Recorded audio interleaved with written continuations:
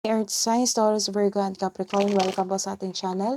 At ito ang inyong Daily Gabay Tarot Love Reading for August 28, 2023. Please be reminded that this is general reading po, so maaari kayo makarelate o hindi. Just take what resonates. Gamitin ang reading na ito bilang gabay lamang. Balik po kayo dito bukas para sa ating Daily Gabay Tarot Reading for August 29, 2023. Please like, subscribe, and click bell button para updated po kayo sa Daily Tarot Reading natin. Maraming salamat po. Spirit guides, ano po ang message nyo para kay Earth Signs, Taurus, Virgo, and Capricorn ngayong August 28, 2023?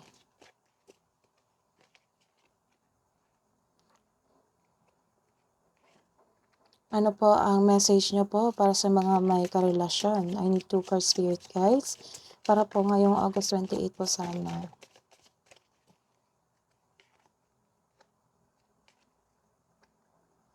Mirror for single. Nagkaroon ng nag-reflect kasi yung sarili ngayon kung ano yung nagdaan na kailangan mong i-take as lesson sa iyong buhay. So some of you, kaka-heartbroken nyo lang, kakahiwalay sa inyong past, or na-heartbroken ka sa iyong gusto na tao. You are deeply hurt, sad, separation. So this is breakup. You are feeling lost, grieving, and mourning. But some of you, you are learning your situation now. So you need to move on. So may move on na mangyayari because you are nagre-reflect ka sa mga nangyayari sa mga may relasyon. Medyo hindi magandang mood nyo ngayon. So, ayaw mo may kausap. Baka kasi may masabi kang hindi maganda. So, you are deeply hurt. You are not interested to deal with someone. You are avoiding a conversation. So, hindi kayo nag-uusap na yung kapareha ngayon. Hindi ka sumasagot sa tawag. Hindi ka nagre-reply sa message. Nagkaroon ng boundaries. You are still angry on your partner. The chaser. So, nagkaroon ng moment na paghahabol. Naghahabol yung partner mo. Dahil sa mood mo ngayon, so hinahabol ka niya, kinukulit ka niya sa message at sa call, nakausapin ka para mag-ayos kayo ngayon. Takot siya maiwan siya. Takot siyang maghiwalay kayo. So, may abandonment issue siya. May takot siyang iwan mo siya. So, what's the advice for single? What's the advice for single, Spirit guides? Earth signs, Taurus, Virgo, and Capricorn ngayong August 28.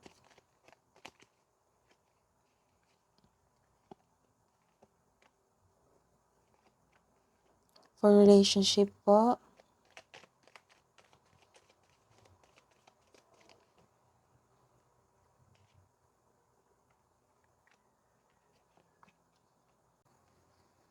para sa mga single dyan, this is the sign na marami kang maliligaw ngayon. Habang napoprocess ka sa iyong emotion for your past love, marami kang maliligaw ngayon, marami kang choices. Iniisip mo kung sino yung right person para sa iyo. Na ang siyang may genuine na love sa iyo. Mag-ingat sa sobrang pag-iisip, baka ito ay maghatid ng pagkakalito. So this is the confirmation na nag-iisip ka, nagre-reflect ka. You are feeling trapped. Feeling trapped ka sa situation mo sa past love mo, nahihirapan kang mag-move on.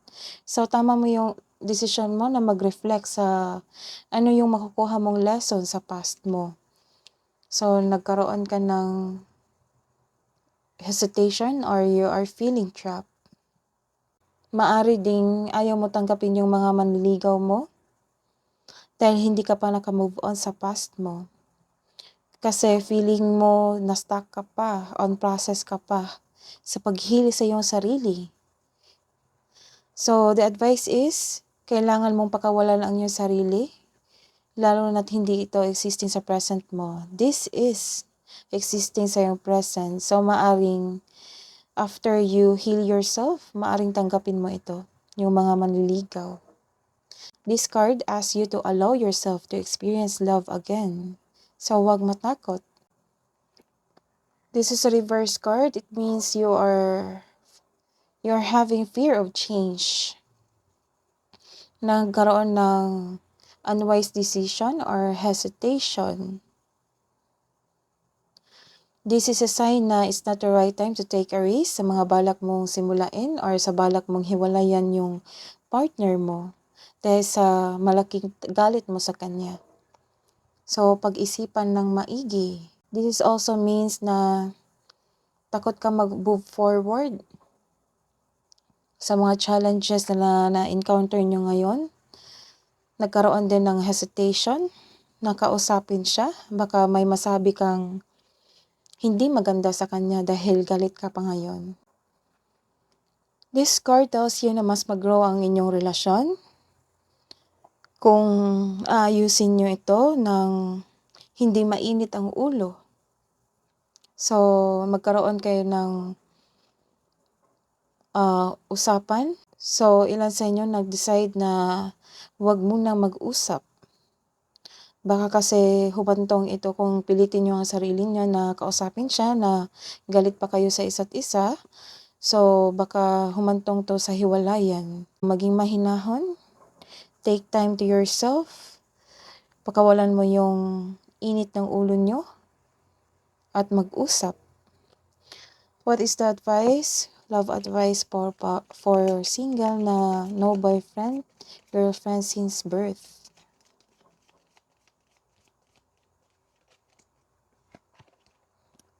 Trust your intuition. She's always right. So, trust your intuition at tanggapin itong mga taong ito. Or, it's time to go out. Piliin mo yung taong swak sa iyo. What's the love message for single? Deep in your heart, you already know the answer. Do what feels right. So, alam mo na kung sino yung gusto mong tanggapin sa iyong buhay. What is your advice, spirit guides, para sa mga couple ngayong August 28, 2023? A message for you. I'm thinking of you. So your lover is thinking of you. Kahit hindi mo siya kinakausap. I'm thinking of you this very moment. Your love fills me with light. I love you. So this is your message from your lover. That is your reading today, Earth Signs. Balik po kayo dito bukas para sa August 29 love reading natin. Please like, subscribe, and click bell button for notification para po updated kayo sa daily tarot reading natin. Maraming salamat po.